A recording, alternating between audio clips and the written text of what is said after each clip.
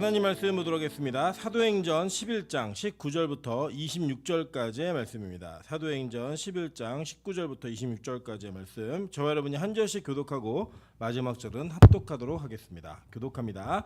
그때 스데반의 일로 일어난 환란으로 말미암아 흩어진 자들이 베니게와 구르보와 안디옥까지 이르러 유대인에게만 말씀을 전하는데, 그 중에 그브로와 구레네 몇 사람이 안디옥에 이르러 헬라인에게도 말하여 주 예수를 전파하니, 주의 손이 그들과 함께 하심에 수많은 사람들이 믿고 주께 돌아오더라. 예루살렘 교회가 이 사람들의 소문을 듣고 바나바를 안디옥까지 보내니, 그가 이르러 하나님의 은혜를 보고 기뻐하여 모든 사람에게 굳건한 마음으로 주와 함께 머물러 있으라 권하니, 바나바는 착한 사람이요 성령과 믿음이 충만한 사람이라. 이에 큰 무리가 주께 더하여지더라. 바나바가 사울을 찾으러 다소로 가서 만남에 안디옥에 데리고 와서 둘이 교회에 1년간 모여 있어 큰 무리를 가르쳤고, 제자들이 안디옥에서 비로소 그리스도인이라 일컬음을 받게 되었더라. 아멘. 네, 우리 주변에 있는 분들에게 이렇게 한번 인사하도록 하겠습니다. 당신이 없었으면 벌써 이 교회 그만뒀습니다. 네, 우리 다시 한번 앞뒤로도 인사하겠습니다. 당신 때문에 교육이가 행복합니다. 네, 하나님의 은혜 가운데 우리 성도가 만남의 기쁨을 누리는 것은 교회에게 주신 큰 축복입니다. 제가 오늘도 그 어떠한 교회 이야기를 전해 듣고 이렇게 왔는데, 그 전해 듣는 이야기 내용을 들어보면 교인들끼리 너무 싸워가지고 교회에 이렇게 힘든 문제들을 이렇게 제가 그 지면을 통해서 좀 전달을 받았습니다. 기도를 좀 많이 해야겠더라고요. 하나님께서 교인들 사이가 좋은 것도 정말 큰 은혜라고 생각합니다. 우리 천국 갈 때까지 싸우지 않고 주님의 은혜 가운데 행복하게 천국 가는 빛과 소금게 되시기를 주님으로 축원합니다.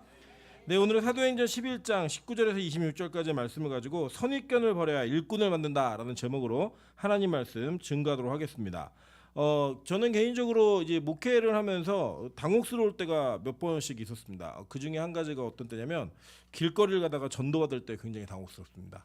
저는 이제 목사임에도 불구하고 길을 다니다 보면 전도하시는 분들, 사실 요새는 근데 최근에는 한 근 6개월 동안은 만나보지 못했던 것 같아요. 왜냐하면 이 전도하시는 분들이 많이 줄어든 것 같아요. 길거리에서 사람들에게 복음을 전하고 이런 분들이 좀 줄어든 것 같은데, 어쨌든 그 전도를 받을 때 좀 제 안에 좀 어떤 생각이 드냐면, 야, 얼마나 예수 안 믿게 생겼으면 전도를 받을까라고 하는 그런 이게 그 황당함이 좀 있습니다. 동시에 저도 마찬가지인데, 제가 이제 그 청년 시절도 그랬고, 저는 전도를 굉장히 이렇게 직접적으로 하는 걸 좋아하는 사람이기 때문에, 저기 여기 뭐 지금 오늘은 한 명도 없네요. 예전에 그 있던 교회에서 아이들 항상 데리고 현장에 나가서 전도하는 일들을 막 할 때마다 제가 어떠한 생각으로 이제 전도를 하고 있었냐면, 거리에 지나다니는 사람들을 쭉 보면서 믿을 사람과 믿지 않을 사람을 좀 구분하더라고요. 제 스스로 이미. 그러니까 저 사람은 좀 복음 전하면 잘 전달을 받겠다, 이런 사람이 있는 반면에 쟤는 아무리 전도해도 잘 안 들어올 것 같은데, 뭐 이런 마음이 있는 것 같아요. 근데 하나님의 일하심은 항상 우리의 생각과는 전혀 다른 방향으로 나가시더라는 거예요. 오늘 본문을 보시면 이 본문 속에 하나님께서 안디옥 교회라는 교회가 어떻게 생겼는지 우리에게 소개를 해주는 장면들이 나옵니다. 물론 여러분이 알고 계신 것처럼 이 사도행전 전체는 어떤 특정한 인물들을 소개하는 게 아니라 하나님의 교회가 어떻게 확장되고 어떻게 부흥되었는가를 설명하는 내용들이에요. 그래서 이 전체 내용들의 이 관련되어진 내용들은 하나님의 교회를 이해를 해야지만, 제대로 이해해야지만 이 내용 속에서 말하고 있는 내용들을 이해할 수 있다라는 거예요. 오늘도 여러분 보시는 것처럼 여기에는 안디옥 교회가 등장을 하고, 또 무명의 그리스도인들과 바나바와 바울이 등장을 합니다. 그런데 이 모든 내용들이 어떤 사람에게 집중되어 있는 게 아니라 하나님의 복음의 확장을 위해서 사람이 반드시 필요했다 해요. 그 내용들을 우리가 한번 살펴보면서, 도대체 우리는 어떠한 선입견을 가지고 있으며 성경에서 쓰임받은 일꾼들은 그 선입견을 어떻게 뛰어넘어서 하나님의 사람들을 세워갔는가, 이 과정을 함께 살펴보면서 우리 교회가 이런 교회 될 수 있기를 소망하는 마음으로 함께 은혜 나누도록 하겠습니다. 자, 먼저 이 교회 확장, 이것은 사도행전 전체를 이끌고 있고 전체를 요약하는 딱 한 구절을 꼽자면 저는 사도행전 1장 8절을 정확하게 꼽아야 된다고 생각합니다. 오직 성령이 너희에게 임하시면 너희가 권능을 받고 예루살렘과 온 유대와 사마리아와 땅 끝까지 이르러 내 증인이 되리라라고 이야기합니다. 자, 여기에서 예루살렘, 온 유대, 사마리아, 땅 끝 이렇게 네 영역으로 구분하고 있는데 이 구분 속에 사마리아까지의 공통 분모가 있어요. 그게 뭐냐면 이들은 혈통적으로 하나의 핏줄로 인해 생겨난, 물론 섞이기는 했지만 그 핏줄의 근원을 따지면 그래도 한 뿌리로부터 나왔다라고 얘기할 수 있는 그러한 무리들이었고, 마지막에 있는 땅끝이라고 하는 그 이방인들의 존재는 그 혈통하고는 전혀 상관없는 흐름을 갖고 있는 내용이라고 말해도 전혀 과언이 아닌 이 분기점이 있습니다. 근데 오늘 여러분이 읽으신 이 11장 본문은 이 사마리아와 땅끝의 경계를 넘어서는 그 내용의 이야기를 하고 있는 거예요. 물론 우리가 배웠던 고넬료의 이야기도 그 경계선을 넘고 있는 첫 출발을 얘기하고 있지만 이것이 교회로 확장되어지는 그 순간을 오늘 성경은 정확하게 포착하여서 우리에게 이야기해주고 있다는 거예요. 여러분, 뭔가 한계를 넘는다는 것은 굉장히 중요한 게 있습니다. 뭐 예를 들자면 우리 마라토너들이 마라톤을 뛸 때 아무도 2시간 10분의 벽을 못 깬다고 얘기했거든요. 근데 어느 날 한 선수가 2시간 10분의 벽을 깨버렸어요. 그러니까 그 뒤에 그 2시간 10분 안으로 들어오는 선수들이 막 늘어나기 시작하더라는 거예요. 지금은 이제 2시간에 도전하고 있습니다. 1시간대로 들어오는 이런 도전을 계속 하고 있거든요. 어떤 기록이 깨지고 나면 그 깨어진 기록을 넘는 선수들이 계속 등장하는 것처럼 한계를 넘어선다는 건 굉장히 중요합니다. 여러분, 한계라는 것은 어디서부터 오는 거냐면 우리가 가지고 있는 선입견으로부터 오는 거예요. 예를 들면 내 자신이 여기까지밖에 못한다라고 하는 그 한계는 내가 생각한 선입견입니다. 나에 대한. 반면에 그것을 넘는 사람들을 우리는 뭐라고 이야기하냐면 자신을 이긴 사람들, 자신을 극복해낸 사람들이라고 이야기를 해요. 마찬가지로 그 시각을 우리는 남에게 옮기는 것도 너무나 좋아합니다. 때로는 자녀에게, 부모에게, 배우자에게, 또 때로는 교우들에게 저 사람의 한계를 우리는 우리 스스로 제안해서 이야기하고 있는 거예요. 뭐 예를 들자면 이렇게 얘기할 수 있겠죠. 아무개는 이거 이상 헌신 못하는 사람이야. 아무개는 이거 이상은 기도 못하는 사람이야 라고 하는 한계를 자기 자신과 타인에게 부여함으로써 우리는 하나님의 일하심의 영역을 너무나 많이 제한하고 있더라는 거예요. 여러분, 저는 제가 그 선입견이 정말 깨어졌던 많은 사건 중에 빛과 소금교회 와서의 선입견이 하나 깨진 게 뭐냐면 저는 명수 집사를 보면서 선입견이 진짜 많이 깨졌습니다. 그래서 저는 이전에 시각장애인들이 할 수 있는 일이 굉장히 제한적이고 할 수 없는 일들이 너무나 많다라고 생각했는데 저는 진짜 깜짝 놀란 게 저는 한 번은 명수 집사가 하늘문에서 계단을 내려오는데 정말 깜짝 놀랐어요. 뛰어내려오더라고요. 거기를. 여러분, 우리는 보이는데도 뛰어내려오는 게 힘들잖아요. 근데 거기서 다다다다다 뛰어내려오는데 아니 도대체 저거는 안 보이는 사람이 어떻게 저렇게 내려오지? 그 되게 놀랐어요, 실제로. 근데 보면은 제가 나중에 물어봤어요. 그래서 어떻게 계단을 이렇게 다니니 그랬더니 자기는 어딜 가든 모든 계단의 숫자를 다 외운대요. 예, 올라가면 그리고 노원역 10번 출구는 계단수가 몇 개인지 다 압니다. 물어보시면 계단수 몇 개예요? 물어보면 그걸 다 알아요. 우리 교회에 내려갈 때 계단은 몇 개인지, 코너를 몇 번 돌아야 경기도 광주로 가는지. 지난번에는 한 번은 중간에 가는 길에 희원 집사가 전화가 와서 어디야? 그랬더니 여기 신장지 사거리야. 여기서 저 깜짝 놀랐습니다. 아, 이거 보인다. 이 사람은 우리 속이고 있다. 근데 그게 가능하더라는 거예요. 가능한. 왜냐하면 우리가 왜 깜짝 놀라냐면요, 한계가 지워져 있기 때문에 그 한계를 넘어서는 사람 보면 깜짝 놀라는 거예요. 저는 사실 우리 교회에 아직 부흥이 일어났다고 생각하지 않습니다. 왜 그러냐면 어느 정도 빛과 소금 교회는 예측할 만한 그 예측을 통하여 하나님이 일해 오셨다라는 거예요. 그 예측은 우리가 한계 속에서 가능하다라고 생각하는 범주예요. 여러분, 우리가 그러한 한계를 넘어서는 것은 하나님의 영역을 들어설 때 그 영역을 경험할 수 있다는 겁니다. 교회가 하나님께 완전히 붙들린 바 되면 우리의 상상 이상의 영역이 펼쳐지는구나. 우리가 예상하고 있었던 그 예상을 훌쩍 뛰어넘어버리는 역사가 벌어지는구나. 이게 나타나더라는 거예요. 그래서 저는요, 아직도 빛과 소금 교회 부흥이 일어나야 된다라고 기도하고 있습니다.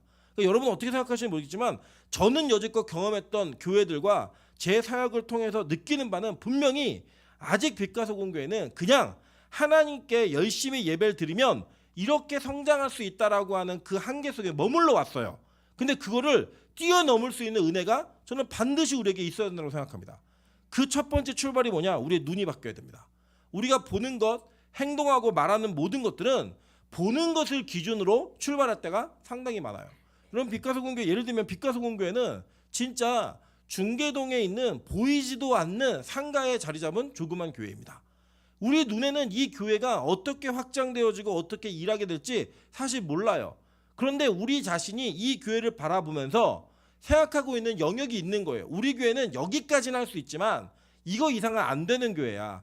여기까지는 가능하지만 이걸 넘어서면 실패할 수밖에 없는 교회야 라고 하는 한계를 여러분도 저도 가지고 있다는 거예요. 동시에 우리는 사람에 대한 한계도 분명히 가지고 있습니다.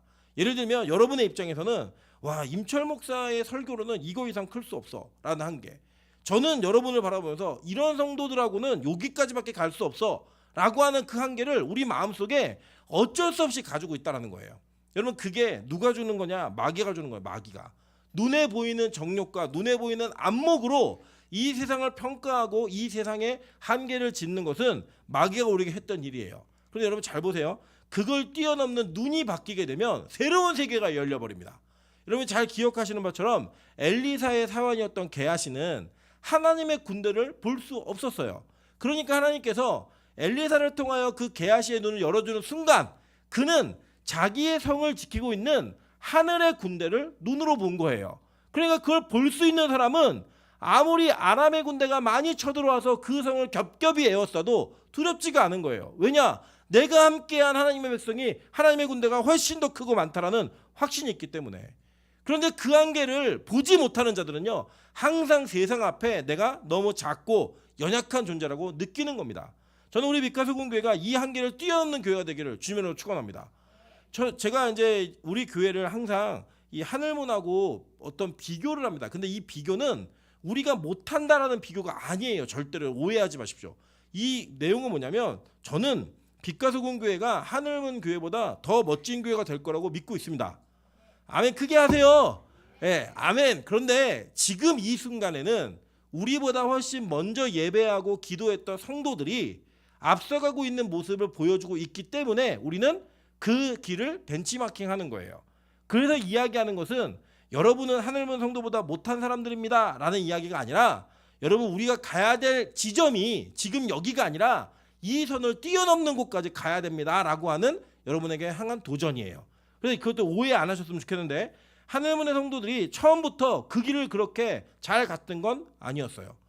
그 성도들이 가지고 있었던 시각이나 저희 어머니가 가지고 있던 비전들, 이런 것들을 제가 계속 봐왔잖아요. 보면 절대로 큰 비전을 가졌던 적도 없고, 절대로 그렇게 헌신할 마음과 예배로 인생을 좌지우지하는 그런 걸음에 걸을 마음이 없었어요. 그런데 하나님이 이렇게 이끌어 가시니까 그게 변했고, 그 변함을 통하여서 지금은 어떤 시각이 있냐면, 진짜로 하늘문의 성도들은 그냥 입으로 얘기하는 게 아니라 자신들의 예배가 이 나라를 지키고 있다고 믿습니다. 그 교회 설교자는 이 설교가 이 나라를 살리고 있다고 믿습니다. 저는 우리 빛가서 공교회가 그런 믿음을 소유하길 바랍니다. 그런 은혜가 있기를 바라는 거예요. 우리 예배가 무너지면 한국교회 무너진다, 우리가 기도해야 한국교회가 산다라고 하는 그 확신 속에 우리가 가지고 있는 선입견의 한계를 뛰어넘어야지만 일꾼이 될 수 있다라는 거예요. 오늘 여기 본문에 보시면 이 본문 속에서 스데반의 일로 말미암아 환난을 받아서 흩어진 자들, 이 흩어진 자들이 베니게와 구브로와 안디옥까지 이르러서 유대인에게만 말씀을 전하고 있었다는 거예요. 자, 이 사람들은 어떤 사람들이었냐? 기본적으로 예루살렘이라고 하는 교회를 중심으로 성장한 그리스도인들이에요.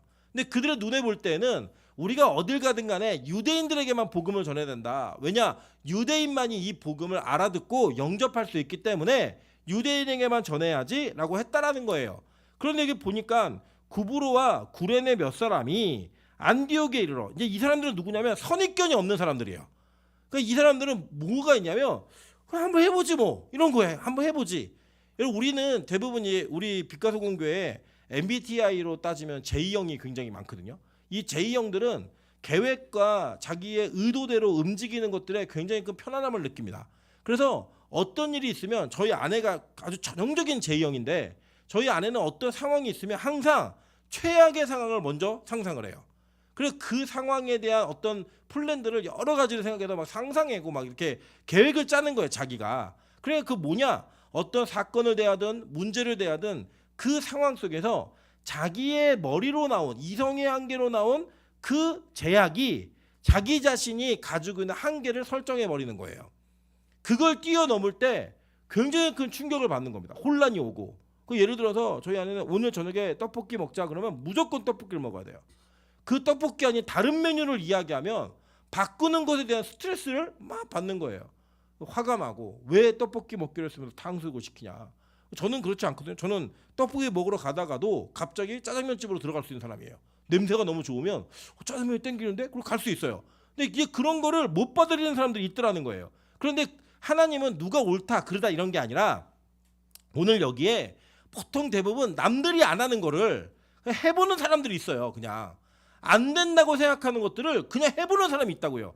여러분 생각해 보세요. 라이트 형제가 이 세상에서 하늘을 날 수 없다라고, 사람은 다 하늘을 날 수 없다고 생각할 때 날 수도 있지 뭐 이러면서 만들기 시작한 게 비행기예요.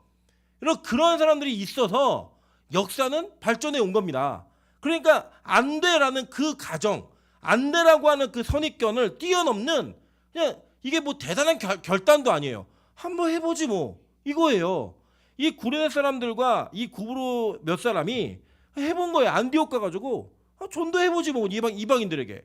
그 전도를 했더니 어떤 일이 벌어졌느냐.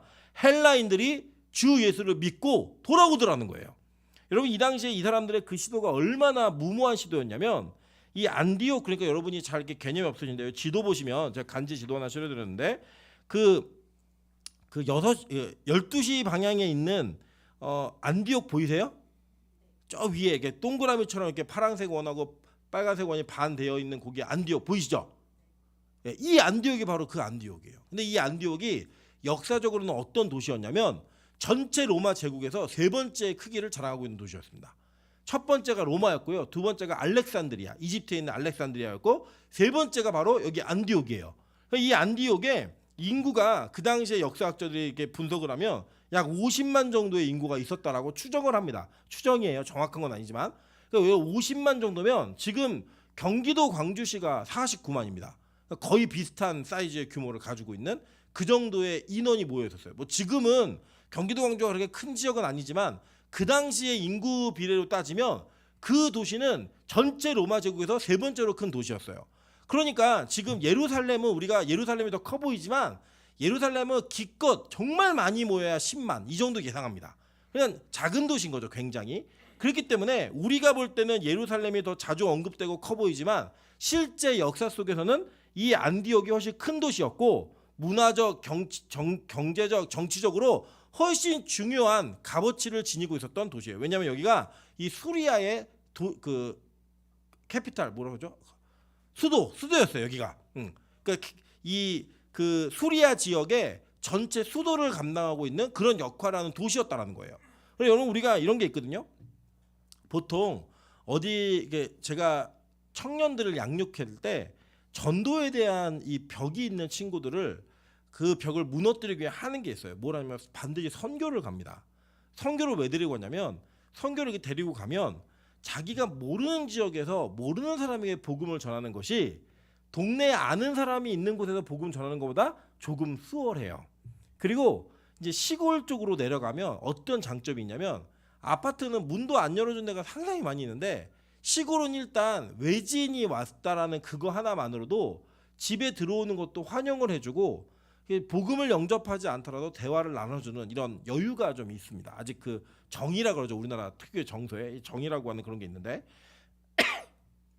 이게 그 훈련을 하고 나면 그래 내가 복음을 전할 용기가 좀 있구나라고 하는 그 선입견이 한번 무너져요. 나는 못한다라고 얘기했던 사람들이. 그래서 데리고 오면 여기에서 할 수 있게 되는 이런 게 있어요. 그래서 순서가 뭐냐면 조금 지방 도시에 먼 지역에 내가 모르는 곳에 가서 복음을 전하는 게 쉽고요. 더 쉬운 건 외국 가는 게 더 쉽습니다.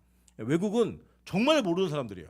지금 이 순간에 만나는 모든 사람들은 내 평생 다시 만날 확률이 거의 제로에 가까운 이런 사람들과 이게 교제하고, 외국인이다 보니까 그냥 대화 나누는 것 자체를 굉장히 그냥 좋아하는 그 호감들이 있어요. 그러니까 그런 데가서 복음 전하는 거 그렇게 어렵잖아요. 제가 해보니까 그런 거예요. 물론 단기 선교를 기준으로 하는 겁니다. 장기적으로 뭐 이렇게 안착해서 선교사님들 이렇게 하시는 분들은 더 고생 많이 하시죠. 이제 그런 걸 얘기하는 게 아니라 단기적으로 다녀오는 걸 얘기하는 거예요. 그런데 이 사람들은 지금 가장 큰 도시에 오히려 거꾸로 더 강팍하고 이 우상숭배의 문화와 모든 것들이 철옹성처럼 완벽하게 구비되어 있는 이 안디옥에서 그냥 이방인들에게 복음을 전하기 시작한 거예요.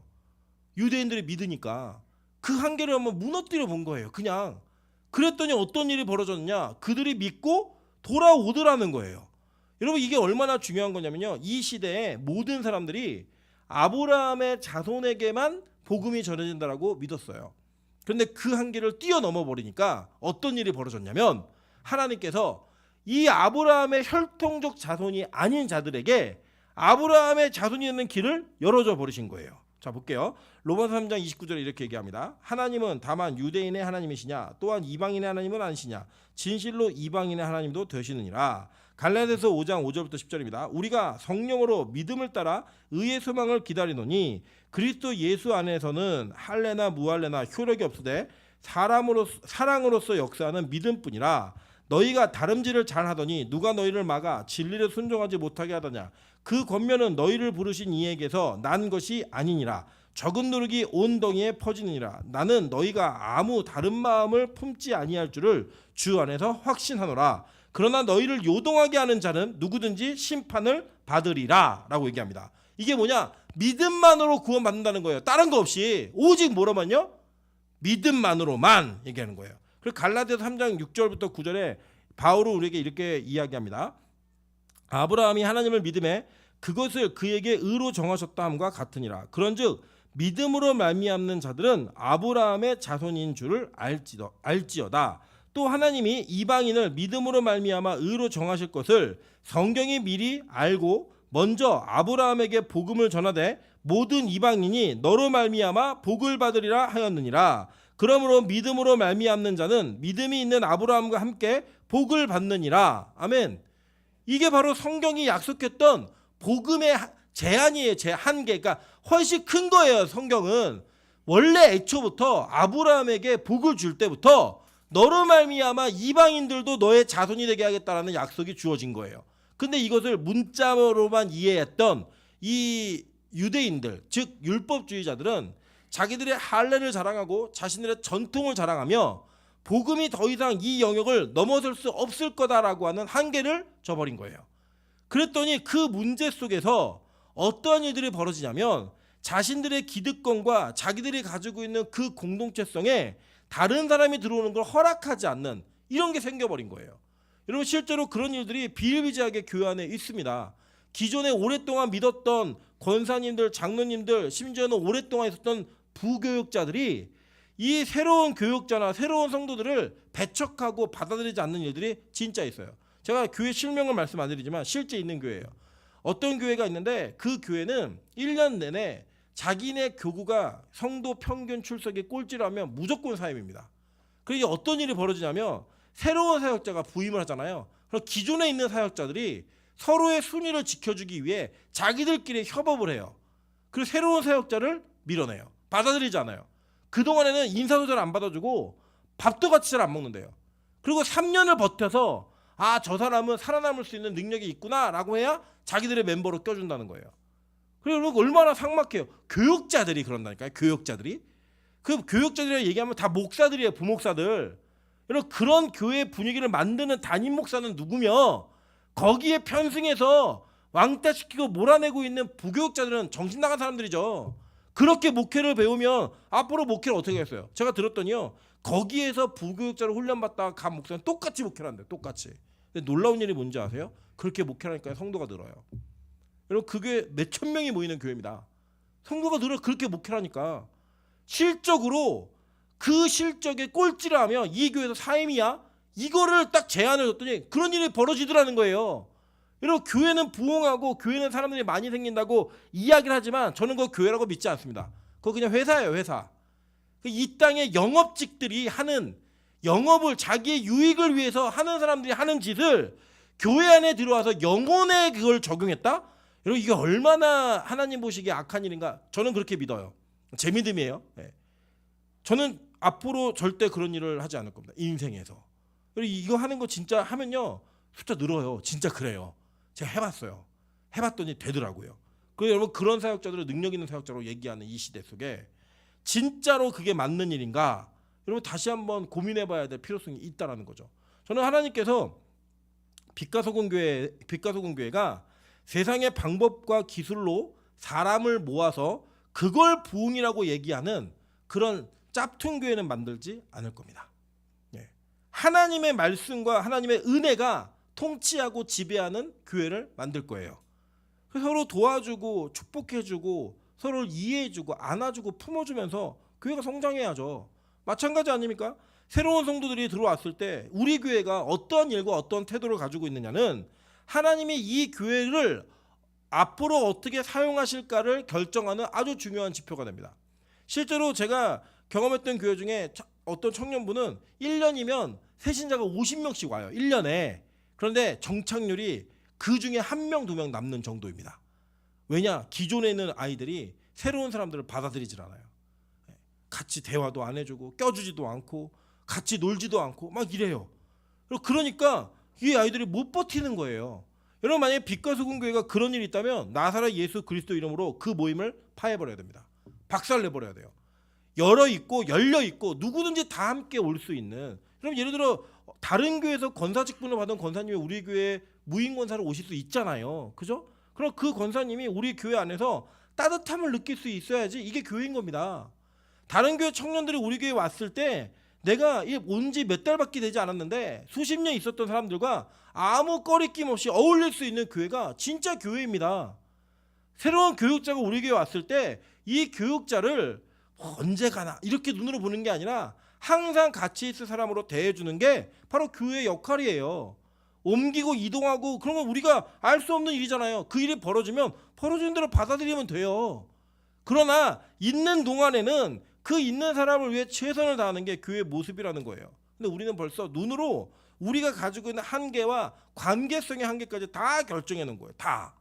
그리고선 내가 말하는 것, 내가 생각하는 모든 게 거기까지. 그러니까 결국 우리 머리가 우리의 환경을 만드는 거예요. 우리 교회가 우리 성도가 우리 교회의 영역을 제한해 버리는 거예요. 그거 이해는 아무것도 없는 거예요. 그래서 여러분 무언가 이 새로움에 대한 도전, 지금 현재 있는 안주함에 대한 깨뜨림 이런 것들이 없잖아요. 교회는 반드시 병듭니다. 제가 경험했던 건 다 그랬어요. 건축을 하고 뭐 다 하고 안정적으로 딱 들어가잖아요. 교회는 반드시 병들어요. 저는 그래서 빛과 소금 교회가 하나님 어떻게 하실지 모르지만 막 기대인 향으로 커지기를 원하지도 않고요. 만약 그런 일이 벌어진다면 저는 교회 쪼갤 겁니다. 계속. 쪼갠다는 얘기는 뭐 싸워서 나가겠다가 아니고 다 개척시킬 거예요. 분교육자 한 명과 뭐 권사님들, 장로님들 다 붙여가지고 개척해서 또 교회가 세워지게 하고 막 정 안 나가면 제가라도 데리고 나가야죠. 개척한다 그래도 올 사람 같이 갑시다. 나 매일 예배 드리고 싶은 건 아무도 안 오겠죠, 그죠? 안 드리고 싶은 분들. 어쨌든 그렇더라도 가가지고 계속 나눌 거예요. 그래서 교회가 계속적으로 도전하고 이 세상과 부딪히고 하나님이 주신 말씀을 이 땅에서 실천해가는 그 새로운 도전들을 계속 해나가는 거예요. 안 된다 안 된다고 하는 그 시대 속에서 된다라고 하는 그 새로운 도전들을 해나갈 때 저는 하나님의 역사를 경험하는 교회가 무너지지 않고 세워질 거라고 저는 믿는 거예요. 그럼 복음의 능력을 믿으십니까? 복음은요 하나님께서 하시는 일이에요. 고린도전서 3장 5절부터 8절 보겠습니다. 그런즉 아볼로는 무엇이며 바울은 무엇이냐? 그들은 주께서 각각 주신 대로 너희로 하여금 믿게 한 사역자들이니라. 나는 심었고 아볼로는 물을 주었을 때 오직 하나님께서 자라나게 하셨나니 그런즉 심는 이나 물 주는 이는 아무것도 아니로되 오직 자라게 하시는 이는 하나님뿐이니라. 심는 이와 물 주는 이가 한 가지이나 각각 자기에게 일한 대로 자기의 상을 받으리라. 그럼 바울이 뭐라고 얘기하냐면 고린도 교회 바울이 세웠어요. 가가지고 고린도 교회를 비롯해서 이방의 수많은 교회들을 바울이 세웠다고요. 실제로는. 근데 바울이 뭐라고 말하냐면 야 너네들 아볼로파 뭐 게바파 바울파 그리스도파 나 싸우고 있어? 웃기는 소리하고 앉아있지 마. 바울은 뭐고 아볼로는 뭐야? 아무것도 아니야. 우리는 사역자야. 이 사역자라는 단어가 헬라어로는 디아코노스라는 단어인데 이게 디아라는 단어와 코노스라는 단어의 합성어예요. 코노스가 무슨 뜻이냐면 먼지란 뜻입니다. 먼지. 아무것도 아니란 뜻이야. 아무것도. 디아코노스라는 헬라어 자체는 하인, 봉사자, 사역자를 이야기하는 거예요. 그러니까 이 성경이 말하는 게 뭐냐면 우리 사람은 도구일 뿐이지 우리가 어떤 중심이나 역할하는 게 아니라는 거예요. 그럼 진짜 주인공은 뭐예요? 복음이에요. 복음이 전해짐에 있어서 그 사람이 필요하기 때문에 하나님은 그 사람을 그 복음에 사용하시는 거예요. 그리고 이 사람이 사명이 끝나면 다른 사람을 또 사용하시는 거예요. 그러니까 여러분, 나는 누구 목사님 설교 없으면 안 돼. 난 뭐 누구 권사님 꼭 같이 있어야 돼. 누구 장로님하고 함께 있어야만 돼. 이런 사람은 복음을 모르는 분들이에요. 진짜 복음은 그 누가 된다 할지라도 복음만 살면 돼. 복음만 일할 수 있으면 돼. 복음만 빛나면 돼. 이거 하라는 거예요. 지금 바울이. 뭐 누구 없으면 안 돼. 그런 게 어디 있어요. 그런 얘기 하지 마세요. 그건 말도 안 되는 얘기고요. 다만 하나님은 왜 그러면 이렇게 사람을 사용하시는가? 자기가 각각 일한 대로 자기의 상을 받게 하시기 위해 우리를 사용하시는 거예요. 그리고 결국 잘하게 하시는 이는 누구예요? 하나님이시잖아요. 하나님. 여러분, 저는요, 제가 설교를 열심히 준비해서 열심히 잘한다고 성도들이 변화된다고 믿지 않습니다. 저는 제가 말을 잘하고 연습해서 남들에게 설득력있는 이야기를 한다고 해서 사람이 변한다고도 믿지 않습니다. 하나님이 그분 마음속에 선물을 주셔야 돼요. 그 믿음을 선물로 주셔야지만 일하게 되어지는 거예요. 여러분, 우리가 똑같은 이야기를 듣는데 그 들음 속에 왜 반응이 다른가? 그건 이런 거예요. 만약에 말하는 사람 때문에 사람이 변하고 교회가 바뀌는 거라면 제가 일하고 있는 빛과 소금 교회에서는 모든 성도가 똑같은 수준으로 자라고 발전해야 돼요. 그게 맞죠. 제가 못 알아듣는 영어로 설교하는 것도 아니고 러시아어로 설교하는 것도 아니잖아요. 그런데 우리 안에도 천차만별, 어떤 때는 막 은혜 받는 분도 있고 은혜 못 받는 분도 있고 정말 잠이 깨는 분도 있고 잠이 드는 분도 있어요. 왜 그런 줄 아세요? 제 능력이 아니라 하나님이 각자에게 일하심이 다르기 때문에 그런 거예요. 그럼 어떻게 설명해요? 그럼 어떻게 말하냐고요. 여러분, 제가 가끔 그럴 때 있거든요. 하늘문에 막 들어가면 여기에서 은혜 전혀 못 받던 사람들이 하늘문에 가서 은혜 받는 일들이 벌어져요. 그리고 여러분, 만약에 제가 사람에게 집중하고 있고 나의 영역에 집중하고 있다면 제가 하늘문에 안 데려가야죠. 아니, 빛과 소금 교회 성도인데 하늘문에 가서 은혜 받아갖고 거기서 은혜 받았다고 얘기하고 거기서 변화했다고 얘기하는 걸 어떻게 빛과 소금 교회 담임 목사가 그걸 받아들여요? 못 받아들이죠. 여러분, 일반 교회 다 그래요. 근데 저는요, 그거로부터 자유합니다. 왜 자유한지 아세요? 제 목적은 영혼이 변하는 거지 제가 여러분의 통치권을 갖고 통제권을 갖는 게 목적이 아니기 때문이에요. 하나님이 이 교회 저를 보내신 이유는 딱 하나예요. 내 영혼들을 말씀대로 잘 양육하고 하나님의 말씀에 꼴이 잘 들어갈 수 있게 최선을 다해, 이거잖아요. 그러면 수단과 방법을 가리지 않고 저는 여러분의 영혼이 세워지고 지킬 수 있는 방법들을 찾아내는 거예요. 누구면 어때요? 누구면 뭐 그렇게 은혜 받아서 뭐 글로 가면 어떡해요? 뭔 상관이에요? 하나님의 오른손에 있는 성도 왼손에 옮겼는데 여러분, 오른 주머니에 있는 10,000원짜리 빼서 왼쪽으로 옮기면 막 속상하세요? 와, 10,000원 잊어버렸네. 바보죠. 교회는요, 하나님의 교회는요 더 큽니다. 우리가 생각하는 이상으로 커요. 저는 예를 들어 저 M&M 자리에 새로운 교회가 들어왔다. 그럼 우리 막 되게 화낼 거예요. 막 분노하면서. 뭐 요새도 보니까 이 여기 옆에 이 영복교회인가요? 이름이? 예, 예, 맞아요. 영복교회 그 성도들한테 좀 화를 내시는 분들이 몇 분 계시더라고요. 이유는 뭐냐면 우리 주차할 자리가 없대. 여기다 차를 대고 다 가시나 봐요. 예. 근데 우리 교회가 차를 대서 막아야 된다 이런 얘기 막 하세요. 물론 저는 전혀 동의를 안 하는 건 아니지만 저 여유가 있으셨으면 좋겠어요. 어떤 여유냐? 이 교회도 하나님의 교회고 이 교회도 하나님의 교회니까 주차장 좀 같이 쓰면 어때요? 그냥 우리가 그럼 더 빨리 오시면 되죠. 먼저 오는 사람 임자 이거 하면 되죠. 그냥 그래 좀 마음을 좀 넓게 가셨으면 좋겠다는 거예요. 한계를 잡고 우리 교회 빛과 소금 이렇게 져버리면 일 못합니다. 하나님의 일을 못해요. 더 넓은 마음을 가지셔야 된다는 거예요. 여러분, 예를 들면 이런 게 있거든요. 우리가 저기 박매영 선생님 그 얘기 하셨나 봐요.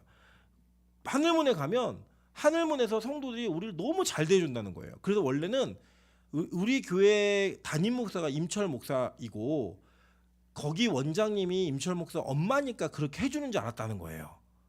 그런데 여러분 보시면 아시겠지만요, 우리 교회만 그렇게 하는 게 아니고요, 부평제일교회든 어디든 다 동일하게 해주세요. 물론 하늘문에 거기 이제 있는 분들이 제가 어렸을 때부터 쭉 자랐고 같이 이렇게 아는 분들이니까 그 부평제일교회는 돼지 비계 주고 저희는 돼지 살코기 주고 이럴 수는 있어요. 그 정도의 차이는 있을 수 있겠지만 그렇다 그래서 뭐 더 아들 교회라 더 잘해준 게 아니에요. 여러분 솔직히 말씀드리면 하늘문에서 재정적인 도움을 준 교회는 우리 교회가 제일 조금이에요. 저희 교회 제일 조금이에요. 가끔 얘기하시잖아요. 저희 하늘문에서 저 부산에다가도 2억 5천 헌금 보내갖고 교회 지어주고 필리핀에도 10억 보내갖고 그거 다 센터도 지어주고 다 했어요 그거를. 근데 빛가서 공교회는요 없어요. 그런 거 한 번도 해준 적이 없다고요.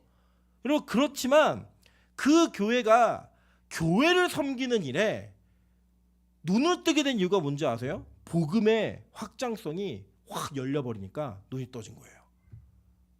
이 교회도 하나님의 교회고 저 교회도 하나님의 교회에서 우리는 다 한 교회야. 그러니까 교단과 교파를 초월한 그런 복음의 공동체가 이루어지는 거예요. 우리 빛가서 공교회가 좀 그런 여유가 있었으면 좋겠습니다. 우리 교회도 어려운데 왜 저길 돕나?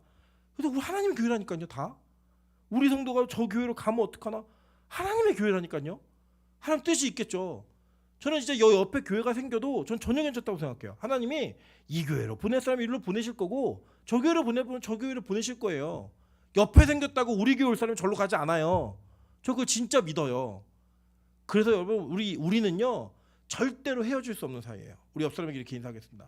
당신과 내가 이렇게 끈끈한 사이인 줄 몰랐습니다.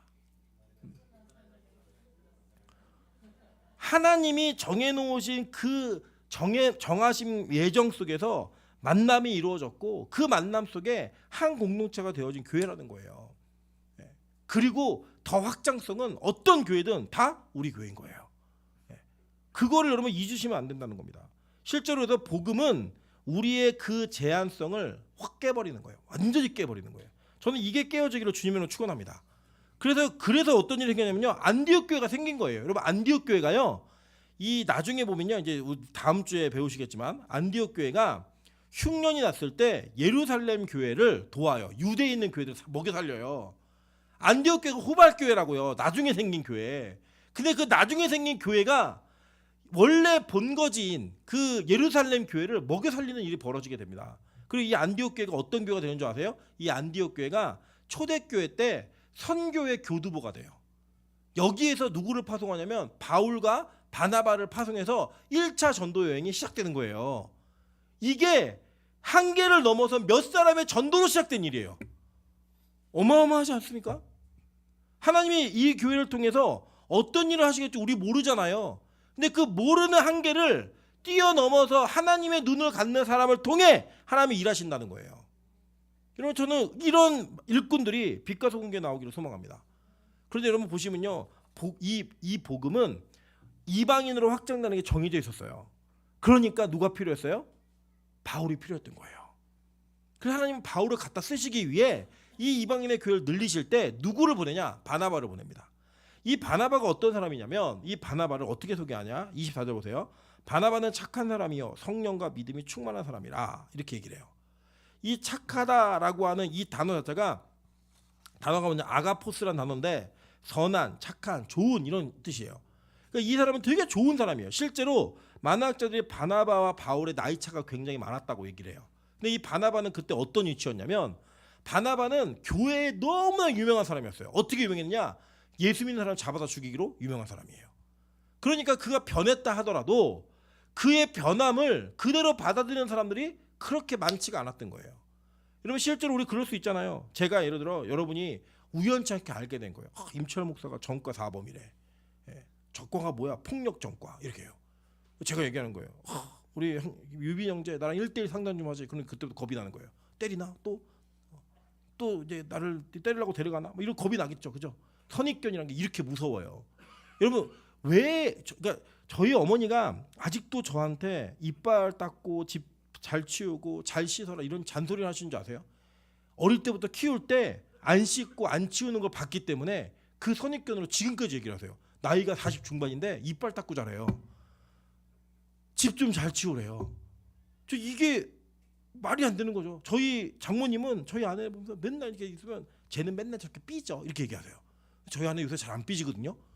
그런데 장모님의 시각에는 맨날 삐지는 아이인 거예요.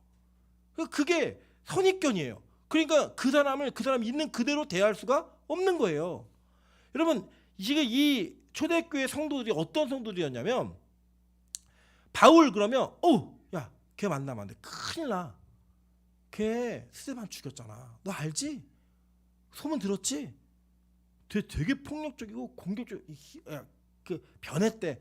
야, 사람이 쉽게 변하는 줄 알아? 안 변해. 검은 머리 짐승 거두는 거 아니야. 이러면서 그에 대한 선입견을 다 가지고 있었던 거예요. 그때 누가 이 바울을 데려온 줄 아세요? 바나바가 데려오는 거예요. 왜요? 바나바는 착한 사람이었고 성령과 믿음이 충만한 사람이니까 사람에 대한 선입견을 안 갖는 거예요. 그래가지고 바나바가 데리고 와서 바울을 데리고 와갖고 교회에서 1년간 모여서 큰 무리를 가르치는데, 이 가르침 때문에 안디옥 교회가 어마어마한 성장한다니까요. 이게 바로 한계를 넘어서는 복음이에요. 여러분, 예를 들어 우리로 얘기하면 이럴 수 있겠죠. 우리 배수와 자매가 나중에 전도사가 되어서 빛가서 공교에 부임을 하는 거예요. 그러면 그걸 누가 제일 받아들이기 힘들까요? 할머니가 제일 받아들이기 힘든 거예요. 우리 수아는 안 된다고. 설교하면 수아는 니나 잘하라고 속에서 있죠. 왜요? 선입견이 있으니까. 여러분, 그 선입견이 얼마나 사람을 제약하는 줄 아세요? 넌 안 돼. 넌 할 수 없어. 너는 여기까지야. 그런데요, 하나님이 그 사람을 바라보는 눈, 우리의 눈과 전혀 다를 수 있다니까요. 전혀 다를 수 있다니까요. 그 다른 눈으로 그 사람을 바라보게 되면 하나님이 그 사람을 통해 일할 때 기회를 주는 거예요. 기회를. 제가 아까도 어떤 자매하고 얘기하면서 그렇게 얘기했어요. 우리 보통 이제 이 사회가 너무 빠른 속도로 변하다 보니까 예전에는 어른들이 농사에 있어서는 최고의 지식과 경험을 가지고 있었어요. 그러니까 어린아이들 모두가 다 할아버지한테 배웠어야 돼요. 아버지도 다 배워서 지식을 가지고 있었던 할아버지의 그 지식을 자녀들이 얼마나 받아내는가가 유산이었고, 그 가르침을 듣기 위해 순종하고 권위가 세워진 질서가 가정 안에 있었어요. 근데 지금은요, 지금 우리 권사님들이 핸드폰을 배우시려면 누구한테 배우셔야 돼요? 할아버지한테 가시면 안 돼요. 큰일 납니다. 누구한테 가야 되면 아이들한테 가셔야 돼요. 애들한테 배워야 되는 거예요. 아이들이 권사님들보다 장로님들보다 더 못한 지식을 가졌다라고 얘기할 수 없는 시대가 되어버렸어요. 이제 시간이 조금 더 지나서 AI 뭐 이런 것들을 이용할 수 있는 것들이 보편화되면 아마 우리가 초등학생들을 못 이기는 이런 현실이 벌어질 수도 있어요. 지식적으로. 그래 변하다 보니까 이게 사회가 어떻게 됐냐면, 어린아이들은 나이가 좀 든 분들을 꼰대라고 하고, 이 꼰대라고 불림받는 어른들은 이 어린아이들을 버릇없는 이상한 세대라고 얘기해서 이 격차가 너무나 심해졌고 벽이 이게 많이 올라가 버렸어요. 이걸 무너뜨릴 수 없을 것 같지만 성경은 오늘 우리에게 지혜를 알려주는 거예요. 뭐냐? 선입견을 버리면 되는 거예요. 여러분, 바울이요 나중에 이러한 과정 속에도 바나바한테 대들어요. 대들고 헤어져요 결국에는. 그런데 그 헤어짐 속에서 바나바가 바울의 사역을 부정하지 않아요. 바울 역시 바나바의 사역을 부정하지 않아요. 그리고 바나바는 그 선입견을 없애고 나니까 기회를 줬어요. 기회를. 그 기회가 바울이라고 하는 이방인의 사도를 세우는 결정적인 역할을 했다라는 거예요. 여러분, 그래서 제가 이렇게 얘기했어요. 젊은 세대에게 너희들이 아무리 날고기여도 결국은 니들이 꼰대라고 부르는 그 세대가 너희들에게 기회를 부여한다. 그래서 그 너희들이 가지고 있는 생각대로 어른들을 평가하고 판단해서 안 된다. 이렇게 가르쳤어요.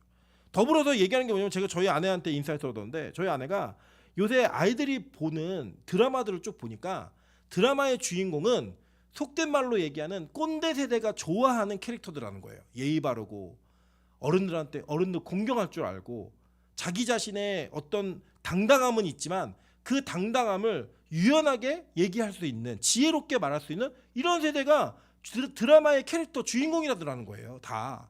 그 뭐냐? 아는 거예요. 이 세대가 다 이런 태도가 옳다라는 거를. 그게 옳기 때문에 그걸 받아들이고 그게 화제가 되는 거예요. 그 인물에 자기를 이입하기도 하고. 그게 바로 이 세대가 가지고 있는 특징이에요. 여러분, 그래서 교회 안에 세대를 나누는 일이 없어야 됩니다. 우리가 나이로 이렇게 뭔가 나누긴 하지만, 이게 저는 조금 저희 교회가 성장하면 그냥 그룹을 그냥 어른들 청년들 가리지 않고 묶었으면 좋겠어요. 그냥 그 안에서 서로를 위해 기도해주고 신앙생활하고. 근데 우리 교회가 참 어려운 점 뭐냐면 이게 제가 우리 교회를 객관적으로 보는, 그러니까 양해하고 좀 들으세요. 우리 교회 청년들 대부분이 여기 어머니 아버지가 다 계세요. 예, 그러니까 아직도 기저귀 찬 아이들이에요. 예, 이게 잘 안 바뀌는 거예요. 이게. 예, 그러나 이거를 바꾸셔야지만 이 교회가 실제적인 움직임을 가지고 올 수 있는 거예요. 마찬가지예요. 제가 그 얘기도 했어요. 너 앞으로 20년 뒤에 너도 꼰대 돼, 내가. 예. 너도 꼰대 될 거야. 이 다음 세대 애들이 그 지금의 젊은 세대를 보면서 생각이 고리타분하다고 얘기하면서 우리랑 안 맞아 이런 얘기 다 할 거예요. 근데 그걸 잘 이어가는 게, 그리고 교회 공동체는 그렇게 세대를 구분해서 만날 수 있는 공동체가 아니에요. 그래서 우리 모두가 선입견을 버려야지만 하나님의 교회로서의 역할을 잘 해나갈 수가 있는 거예요. 이게 잘 조화가 되어야지만. 그래서 어른들은 젊은 세대를 이해하려고 노력하셔야 돼요. 반면에 젊은 세대는 어른 세대를 존중하려고 노력해야 해요. 무시하면 안 돼요. 왜냐? 그렇게 주고받는 삶의 지혜와 새로움 속에서 다음 세대가 이어져 가는 거고요. 그게 조화가 돼야 하나님의 교회는 건강하게 모든 이들을 품을 수 있는 교회가 된다니까요. 여러분, 그래서 지금 한국 교회가 이런 형태를 가지고 있어요. 찬송가만 부르고 남녀 따로 앉고 악기 안 다루는 교회는 어른들만 모여서 예배를 드리고 있고요. 뭐 강대성도 없고 뭐 목사가 나시 입고 와서 막 설교하고 막 이런 교회는 또 젊은이들만 막 모여 있어요. 그래서 서로를 이상한 교회라고 얘기를 해요. 저는 이거 옳지 않다고 생각합니다. 교회는 모든 요소가 다 있어야 돼요. 앞으로 저는 교회가 만약에 더 많아져서 새로운 세대들에 대한, 그리고 기존에 있는 세대들에 대한 뭔가의 필요성을 요구해야 된다면 저 예배의 성격을 완전히 분리할 거예요. 어른들이 드리면서 안심할 수 있는 예배, 젊은이들에게 완전히 맞춰진 예배, 그 중간을 다 품을 수 있는 예배, 그리고 그 모든 예배가 은혜가 되는 교회를 만드는 게 올바른 교회라고 좀 믿어요. 그리고 때때로 그 어른들만 드리는 예배를 확 분위기를 바꿔서 젊은이들처럼 들어보기도 하고, 젊은이들이 있는 그 공동체 안에 진짜 옛날 전통 방식 예배를 들어보기도 하고, 그럼 같이 은혜를 누리는 거예요. 그럼 마찬가지잖아요. 주여 삼창하고 부르짖는 기도, 이 기도가 익숙하지 않은 분들도 있잖아요. 근데 여러분 잘 보세요. 묵상 기도하면서도 은혜 받으셔야 되고요. 부르짖는 기도하면서도 은혜 받으셔야 돼요. 성경에 그 기도 다를 얘기하고 있기 때문에 뭐가 옳다라고 얘기하지 않았어요. 저는 몰랐는데 제가 나중에 듣고 나니까 우리 원로 목사님은 굉장히 조용조용하게 기도하시는 걸 선호하셨던 분이에요. 전 그분이 틀리다고 생각하지 않습니다. 원로 목사님께서 하나님을 만났던 방법이고 하나님과 교제했던 방법이에요. 그러면 제가 주여 삼창하고 크게 부르짖는 기도는 틀린 기도일까요? 저는 그렇게 생각하지도 않습니다. 하나님이 분명히 성경에서 그렇게 부르짖어 기도하라고 말씀하고 있어요. 이 두 가지를 다 안을 수 있는 게 교회의 균형이고, 자신의 선입견을 버리고 하나님의 그 시각을 받아들일 수 있는 그 눈이 열리는 거예요. 그래서 여러분, 눈을 바꾸셔야 됩니다. 이게 변화돼야 돼요. 그래야 그리스도인이라고 하는 그 칭호가 저와 여러분에게 균형 있게 나타날 수 있다는 겁니다. 여러분, 저는 빛과 소금 교회가 아직 작은 교회지만 저는 큰 교회라고 믿고요. 큰 교회가 될 수 있을 거라고 생각하고 있습니다. 저는 사이즈를 얘기하는 거 아니에요. 복음으로. 그 복음의 큰 교회가 될 때 반드시 있어야 되는 게 뭐냐? 우리가 가진 기존의 선입견이 다 무너져야 돼요. 다 없어져야 돼요. 그게 사람이든 조직이든 공동체든 기존에 있었던 교회의 관습이든 우리가 행해왔던 신앙의 형태든 뭐든지 간에 하나님의 인도하심을 따라갈 수 있는 그 은혜가 있어야 된다고요. 여러분, 제가 이렇게 단호하게 말씀드리냐면, 이 당시에 유대인들에게, 이방인들에게 복음이 전해지고 그들에게 예수 그리스도가 믿어진다는 얘기는요, 말도 안 되는 일이었다고요. 말도 안 되는 일. 그 일을 하나님이 하신 거예요. 그걸 누가 뭐라고 얘기해요? 누가 뭐라고? 그걸 받아들여야 된다고. 그게 바로 교회가 성장하는 방법이었어요. 자, 이제 그리스도인에 대한 이야기는 제가 나중에 다음 주에 다시 할 텐데, 이 그리스도인이라는 이야기는요, 처음에는 조롱하는 이야기였어요. 저 예수쟁이들, 이런 이야기였다고요. 근데 그들이 어떻게 살았는가를 통해서 하나님은 교회가 어떻게 성장했는가를 동시에 보여주셨어요. 저는 우리 교회가 이렇게 성장하기를 소망합니다. 이 메소드 성도라고 제가 제 소제목을 달아놨는데, 메소드 연기가 뭔지 아세요? 메소드 연기가 뭐냐면 정말 그 사람이 되는 거예요. 그래서 연기할 때만 하는 게 아니라 실제 자기 삶에서도 그 사람이 되는 거예요.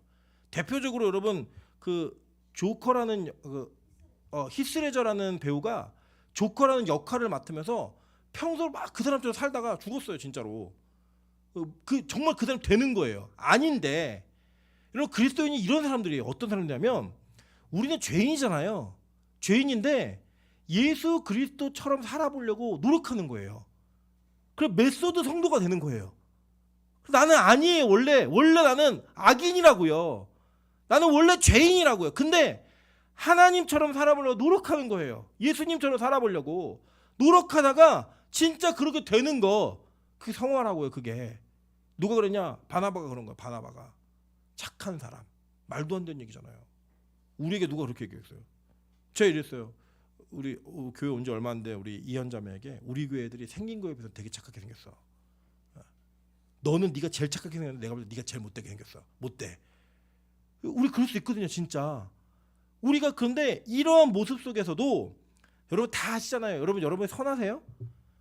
아니잖아요. 여러분 착하다는 얘기를 들을 수 있다고 생각하세요? 아니에요, 여러분. 우리 그런 사람들은 아니에요. 그런데 우리가 노력하는 거예요. 메소드 연기를 해보는 거예요. 한번 이 신앙생활 하면서 내가 예수님처럼 한번 살아봐야지. 내가 정말 기도하는 사람처럼 살아봐야지. 예외자처럼 살아봐야지. 그러면서 메소드 연기를 하고 있는 거예요. 그래 뭐 퇴근도 한번 교회를 해보고 와서 막 밥도 먹으면서 막 그 졸려운데 그냥 버티면서 예배 드려보고 이러다 보니까 진짜 예배자가 되어가는 거예요. 그 바뀌어가는 거예요. 그게 바로 그리스도인이라고요. 저는 우리 교회에 그런 메소드 성도가 많아지기를 주님의 이름으로 축원합니다. 우리 옆 사람에게 이렇게 인사하도록 하겠습니다. 당신이 진짜 변할 줄 믿습니다. 네. 앞뒤로도 얘기하겠습니다. 당신 진짜 변할 겁니다. 네. 그렇게 믿어주고 그렇게 서로를 위해 기도해주다가 정말 변하는 교회 되기를 주님의 이름으로 축원합니다.